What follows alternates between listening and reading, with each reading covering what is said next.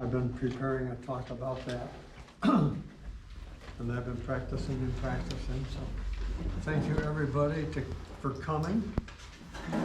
Hopefully this is going to be a real fun time. Now, this is our 200th anniversary. What happened 200 years ago was a law was passed by the state, or a motion was passed by the state, March 29, 1822, and it was to take effect March 29, 1823, so just a couple months ago. And the motion was to take out of the town of Spencer to create 4 towns.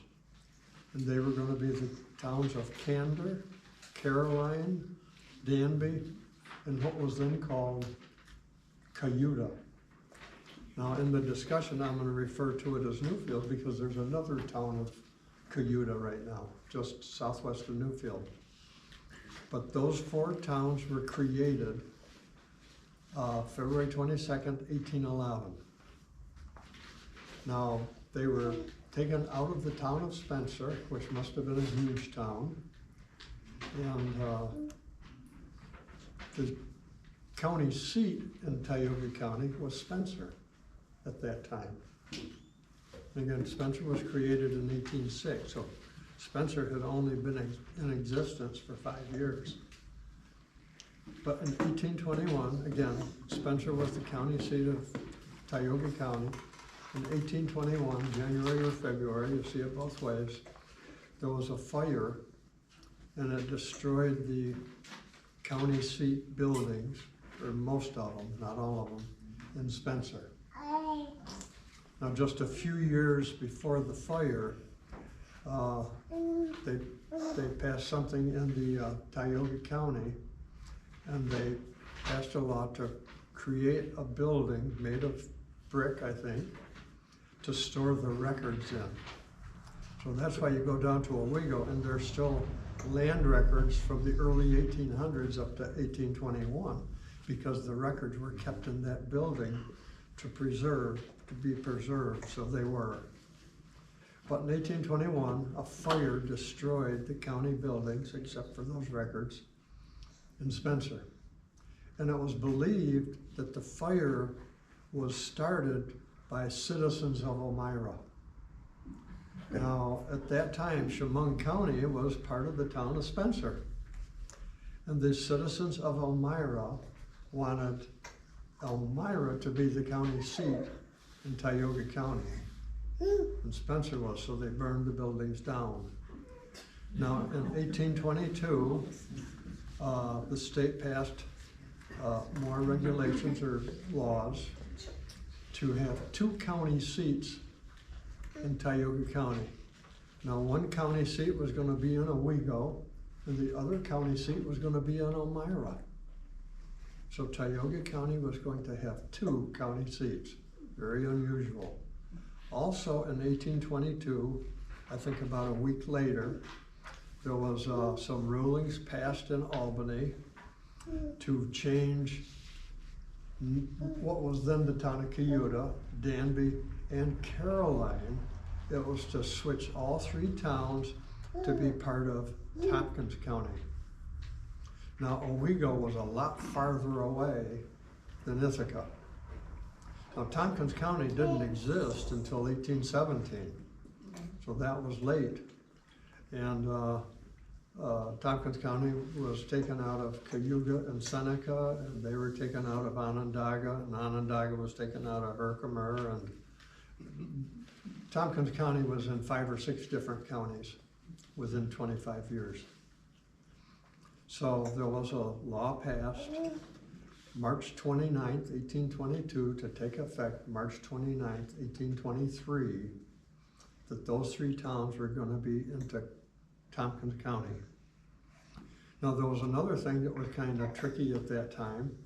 Well, Newfield's village was Florence, and Newfield's township was Cayuta in 1822. But it was passed, well, they found that there was a village in Oneida County called Florence, which was much larger than the village Florence in Newfield, or then Cayuga County, or Cayuga Township. So part of the law that was passed in 1822 was it had to change the name of our village Florence. Now also, they changed the name of the town from Cayuga to Newfield. Now, it was normal to have the main village in a town to have the same name as the town. And we saw that in Spencer and Lansing and Dryden and Groton and Enfield and all around, that the major town would have the same name as the township. So there was also something that was kind of peculiar, that just to the southwest of this town of Cayuga, there was a village of Cayuga, and it was called West Cayuga. So they also made part of that ruling in 1822 to change the name of the township from Cayuga to Newfield, and to change the name of the village from Florence to Newfield. And then the ruling in 1822, March 29th, said that as of March 29th, 1823, this was going to happen. Now, interestingly enough, the present town of Cayuga was formed March 22nd, 1824. So it kind of makes you wonder if they passed a ruling at the same time to create the town of Cayuga in 1824, 1 year after Newfield and Caroline and Danby became part of Tompkins County, and Florence and Cayuga's name was changed here to Newfield and Newfield. So now, this year, we're celebrating the anniversary of the town of Newfield, but it's really the celebration of switching counties and changing the name. Now, back in the late 1780s and through the 1790s, well, this part of New York State, central New York and western New York, they created huge counties. So for the next 20 or 30 years, they broke these counties down, and they broke the townships down. That's why Spencer,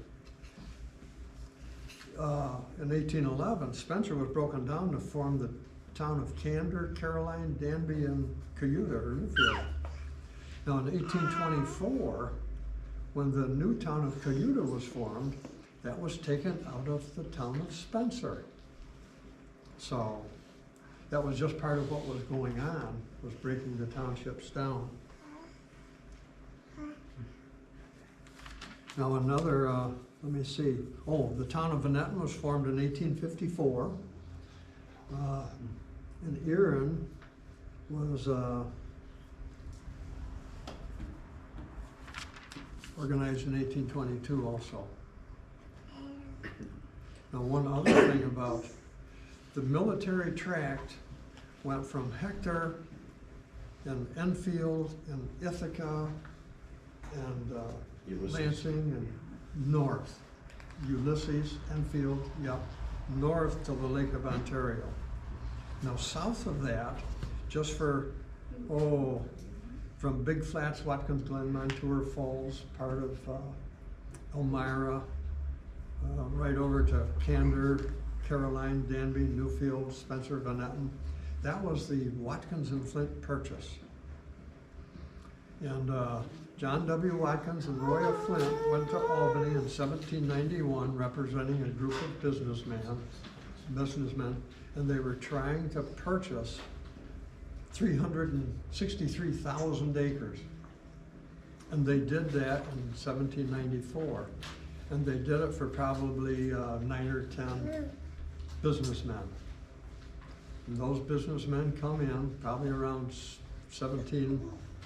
late 1790s, 1800, and they became agents to sell this land.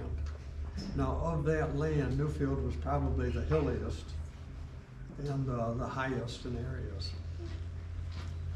Now, again, the people that became owners of this what turned into the town of Cayuga were Robert Johnson, Stephen B. Munn, and Thomas Livingston.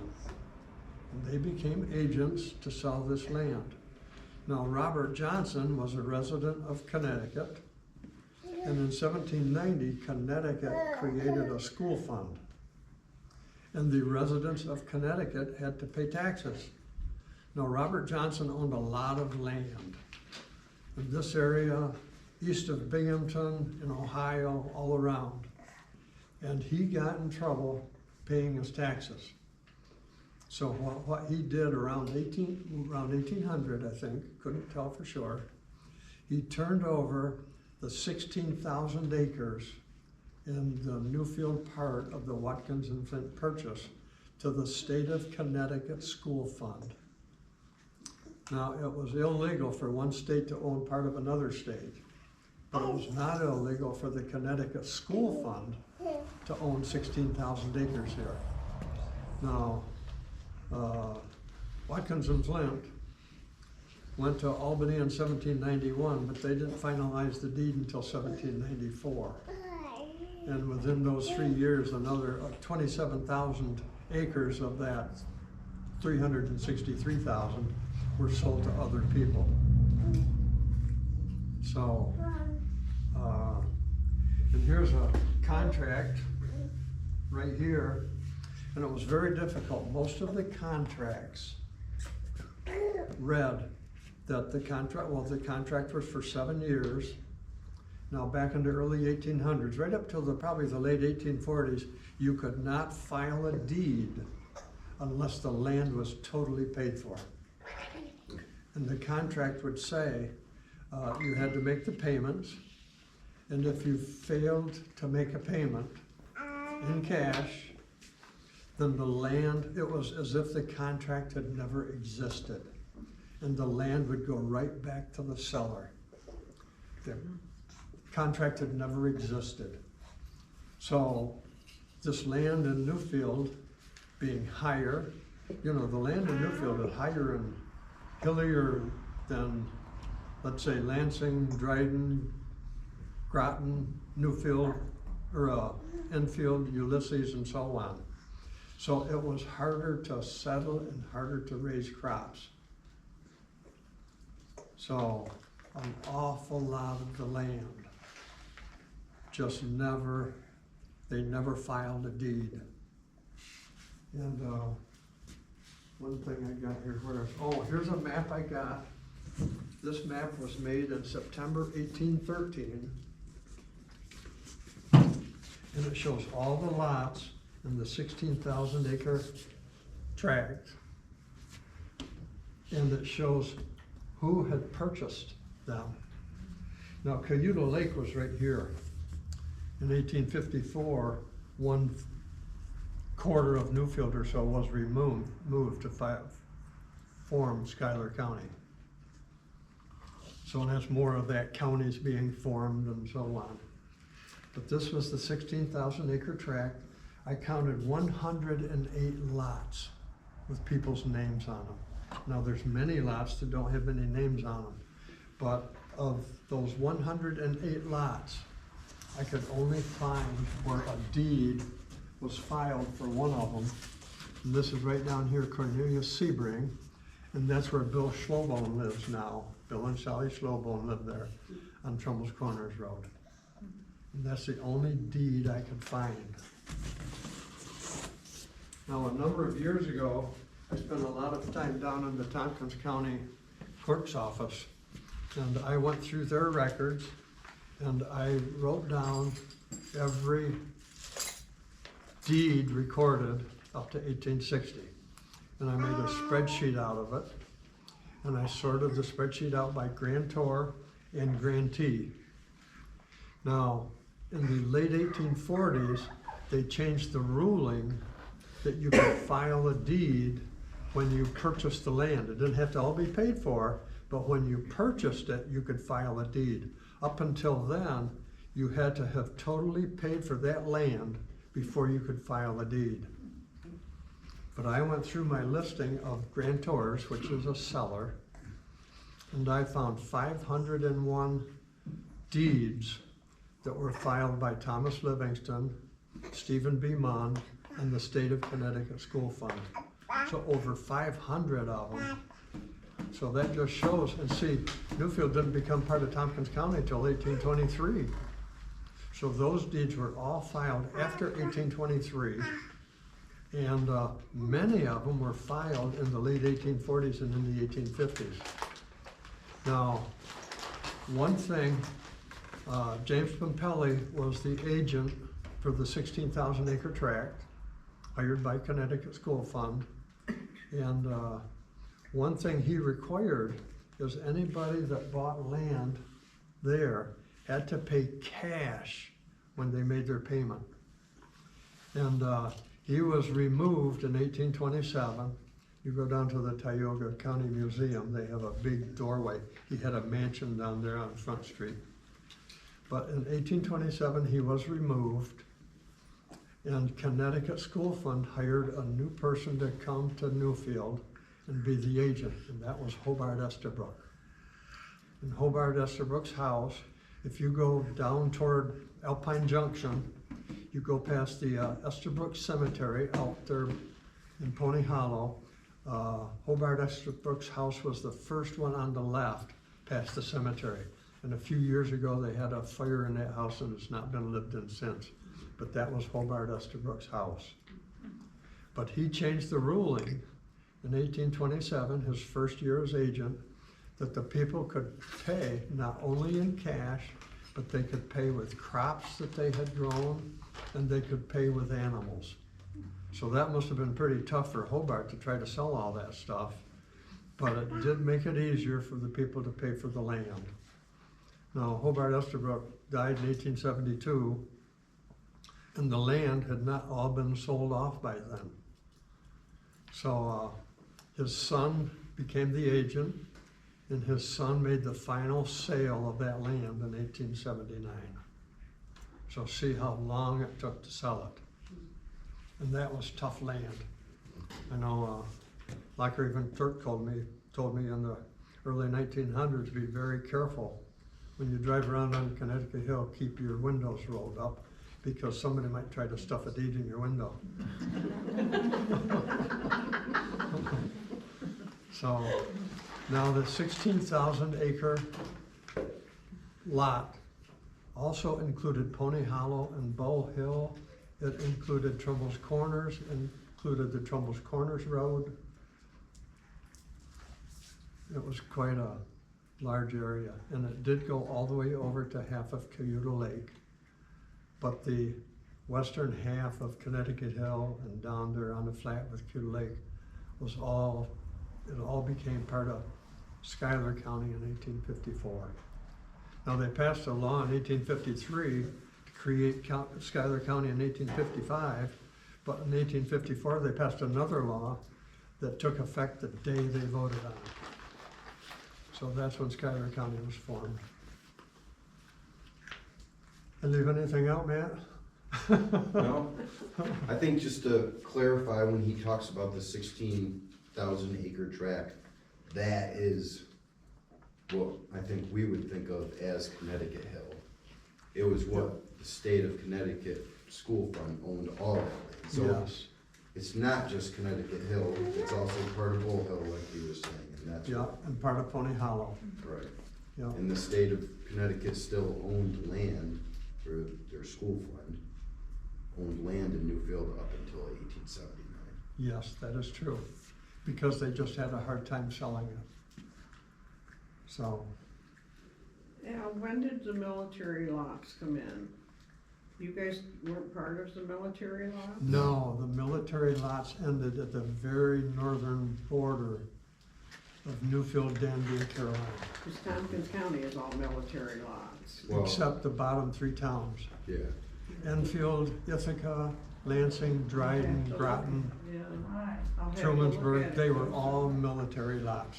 and like Alan pointed out to me, is, I mean, those are the hilly towns, Yeah. so why give this unarable land up here to the veterans? I think it's that Yes. they stopped Yeah, 'cause David, there. The military lot stopped when it got hilly. I'll have to look at it closer, 'cause we had, But you go from- David Waterman did all of the military lots that he could, and we have a book that lists everybody that owned each military lot. Right. And, No. but I didn't realize it didn't include, okay. Well, Al, if you show them this Watkins Flint purchase map, Oh, yeah. so that shows you there, so there's Dryden, Hector, and Ulysses up top. And Ulysses that's Trumansburg, Enfield, and Ithaca. Yes. Okay. Ithaca did not become a township till 1821.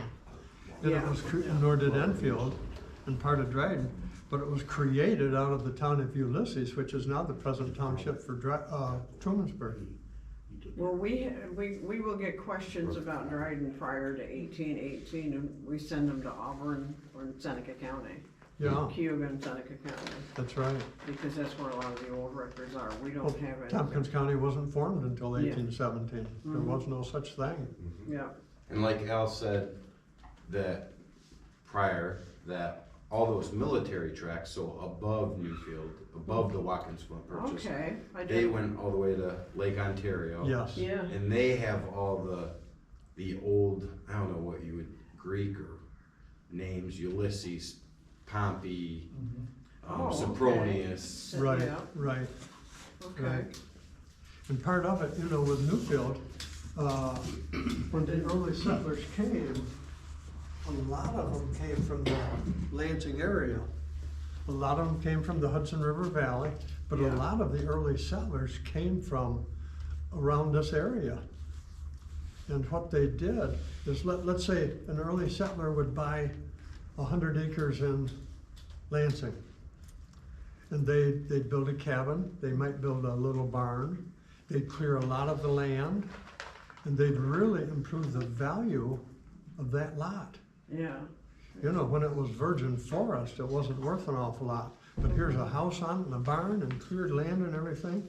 And what the people would say, and they'd look to sell it, and they called it selling our betterments. And so they would sell their land that they cleared and developed in Lansing, or Groton or whatever, or Genoa, and they would buy land in Newfield that had never been touched for a okay. lot less. And they would make a real gain on it financially. I'll have And to what look at the it early closer. settlers would call it is selling our betterments. Okay, And that's why a lot of the early settlers in Newfield came from Lansing and other areas. And they did it to sell their betterments. Such as Richard Sebring, yeah, Yeah, Richard Sebring came in 1804, yeah, and he came from Lansing. yeah. And his son Cornelius came, and Richard, his father, came with him. But that was another family that came from Lansing. And that was why they picked the name Newfield, because it was new area, new land, new farms for Okay. in 1803. So he came to Newfield 220 years ago. And two of the places he owned are still in the family. So amazing. But enjoy his article. It's 4 pages, so enjoy it. Now, what didn't I say? I guess you could tell them about the oldest headstones, Yeah, or just that, Oh, how old? this is the oldest headstone that I have ever found in Newfield. It's on private land. It's not standing.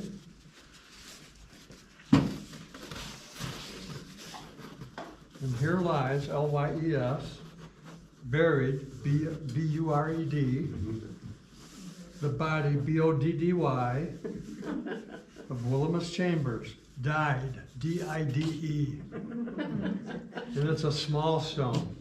It's probably not as big as this picture shows. Where is it? It's out toward Cayuta. It's on private land and it's not even a cemetery. But that's it's 1803 is when he died. Wow.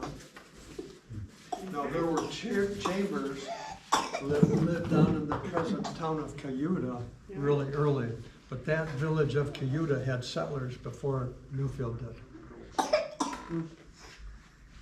So,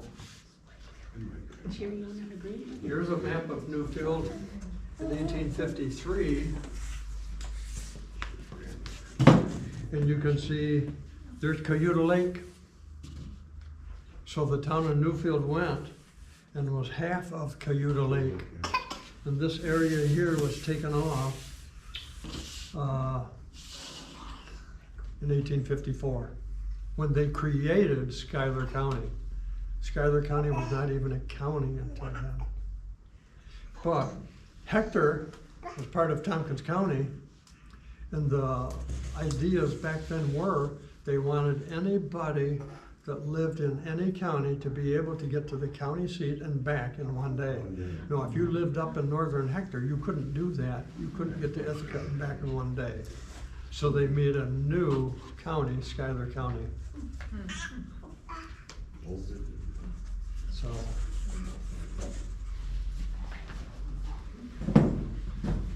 There's a lot more details to early Newfield history than one would ever imagine. And so if anybody is interested in doing more research, and it's hard to do research, you can't go look stuff up and have all this stuff written down. You find a little bit here and a little bit there and a little bit there, and you just have to place all the pieces together. And if you're looking for early, anything prior to the 1820s, you have to look for Tioga County, not Tompkins, That's right. in the town of Cayuta. So if you look up any pensions for Revolutionary War soldiers in Newfield, they're all listed as living in the town of Cayuta, Tioga County. I think I just looked up Cornelius Sebring's, and his says that. And they changed counties and towns so much, it's hard to figure it out. And when they wrote the histories, That's why they the really didn't get into it The much. 1853 map is great, because if you can get the whole state, you can just keep going. Yes. Because, and it has all the names onto all the roads and everything, so you can spend a Yeah. lot of time.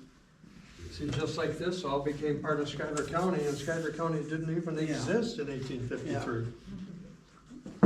The kids like it because it has the railroads going through it, but we like it because it has the names on all the roads. Yeah. And see, when you read about Schuyler County, you'll find some places it says it was formed in 1853 and it was founded in 1854, and other places 1855. But they passed a law in 1853 that Schuyler County was going to become formed in 1855. Yeah. And then they passed a law in 1854 that the date it was passed, this county was formed. So you see all three dates. Well, they move those lines often, it seems like.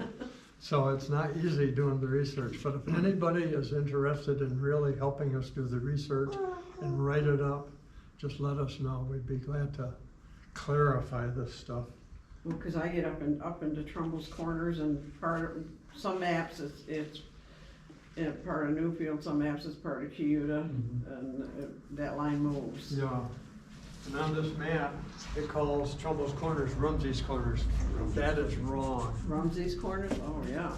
That is wrong. Right there it says Rumsey Corners. Totally wrong. Rumsey Corners was up there at the foot of Hines Road. That was There Rumsey must have been a Corners. lot of Rumseys living on the corner though, wasn't there? Oh, there was Rumsey's. More Trumbull's than Rumsey's. Yeah. How But about in the oldest cemetery- house up there, Al, maybe mention that? I don't know. The oldest house in Newfield? Oh, the oldest house in Newfield is where the Winches lived, Yeah. on Carter Creek Road. Right. And there's a log cabin underneath it, and that log cabin is the oldest place in Newfield, supposedly. It'd be awfully hard to tell, but that's what the early settlers claimed. So, yeah. So when you look at this map, Rumsey Corners, not right. They got it wrong. That's Trumbull's Corners. And I bought a copy of a deed on eBay where the state of Connecticut School Fund sold the northwest corner of Trumbull's Corners to Jacob Trumbull. So, that was early. Any questions or comments or I wanted to anything? mention the chair, because I know you brought the chair. Oh, thank you, John. Sure. We talked about Harvey Linderman's wives, Susanna and Polly. Now, their parents were James Ford and Hannah Davenport Ford. And James died in 1825. Like my grandmother said, he had reddish brown hair, but when he died, they cut the braid off, and she saw the braid. Now, his wife was Hannah. She died in 1842, and this was Hannah's chair. Now, I don't know if this was Hannah's chair when James was still alive, but he died in 1825 when he was 62 years old. So, this chair is around 200 years old. It's pretty rough, it's nice, but it kind of makes you wonder about the number of people that sat in it. Harvey Linderman sat in this chair. And so did Hannah, obviously, Harvey's mother-in-law. But this is amazing. I was sitting in it earlier, and it just, So old. you know, 200 years ago, yeah, they were all people. They seem like just names, and mostly they're people we don't know their names and so on, but they were names. And just like Graham said, that James Ford had reddish brown hair, so he died 198 years ago. And what happened to his hair? They cut it off, Yeah. and, pardon? No. They cut his hair off. My grandmother saw his hair, but then her Aunt M burned it, and she was very upset with Aunt M for burning it, and that must have been in the 1890s. Why did they cut it off?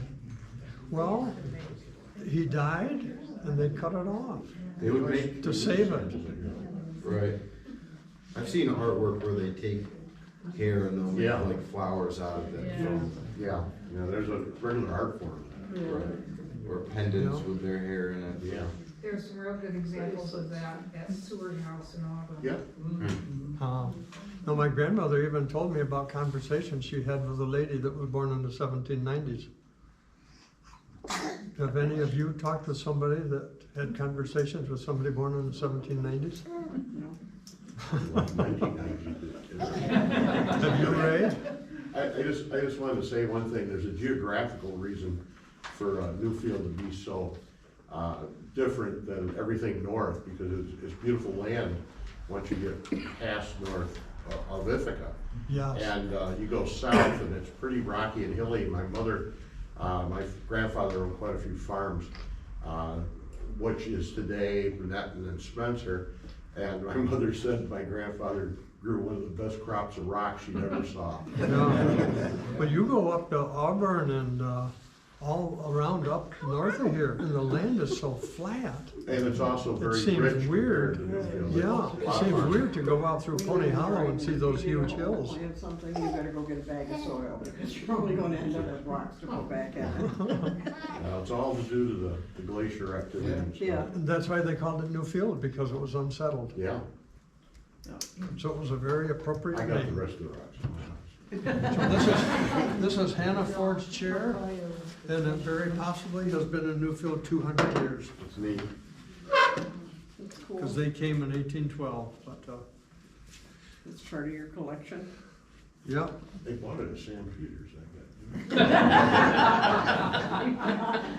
Well, my grandmother gave me 2 of Hannah's chairs, but the other one was redone and repainted by somebody. Oh, that's too So bad. this is the original one, the others have been all remodeled. Green wasn't the common color. No. Unless you're right. See, you're older than I am, so you know that. Okay. Thank you, Larry. Everybody still have ballots in your possession? Janet does. Yep. Are you done with it? Oh, it's also- You want it now, look, or? I've already done it.